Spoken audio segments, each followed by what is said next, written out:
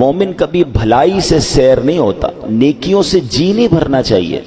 کچھ لوگ کہتے ہیں بھائی پڑھ لی نا نماز، ہاں صدقہ دے دیا تھا 1 مہینہ پہلے، فلاں نیک کام کر لیا تھا، بھلائی سے جس کو کہتے ہیں نا دل نہیں بھرنا چاہیے۔ اور نیکیاں جس طرح مال سے دل نہیں بھرتا، دنیا کی چیزوں سے دل نہیں بھرتا، لوگ نیکیوں سے دل بھر جاتا ہے۔ اللہ وہ ہمارا دل بنا دے کہ ہمیں گناہوں سے نفرت ہو جائے اور نیکیوں سے ایسا پیار ہو جائے کہ ایک کے بعد ایک نیکی، ایک کے بعد ایک نیکی کرنے کا ذہن بن جائے۔ اب مثال کے طور پہ اگر دنیاوی ایگزامپل، پہلے میں اس حدیث کو پورا کر لوں، اور پھر فرمایا کہ جنت یہاں تک کہ جنت اس کا ٹھکانہ ہوتی ہے، اس کا بھلائی سے سیری نہیں ہوتی، یہاں تک کہ جنت اس کا ٹھکانہ ہوتی ہے۔ اب میں فار ایگزامپل سمجھانے کے لیے کہہ رہا ہوں کہ اگر ہمیں یہ کہا جائے کہ ایک فرض نماز پڑھیں گے تو آپ کے اکاؤنٹ میں 50,000 روپے جمع ہو جائیں گے، 2 رکعت نفل پڑھیں گے تو 10,000 روپے جمع ہو جائیں گے، ایک تسبیح کلمہ پاک کی پڑھیں گے تو 5,000 جمع ہو جائیں گے، ایک تسبیح درود پاک کی پڑھیں گے تو 5,000 جمع ہو جائیں گے۔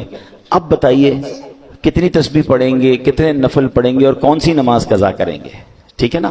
یعنی دنیا کی چیزیں ہوں تو پھر بندہ نہ دن دیکھتا ہے نہ رات دیکھتا ہے، کسی طرح دنیا کا مال آتا رہے۔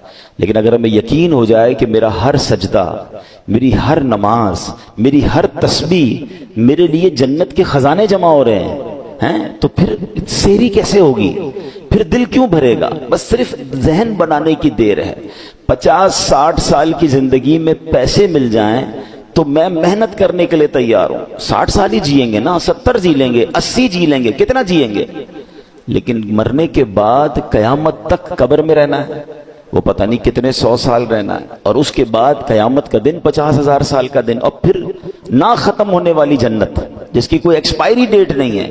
تو میں 70 سال کی زندگی، 80 سال یا 60 سال کی زندگی کے لیے تو اتنی کوشش کروں، اور جو نہ ختم ہونے والی آخرت والی زندگی ہے اس میں سستی کروں؟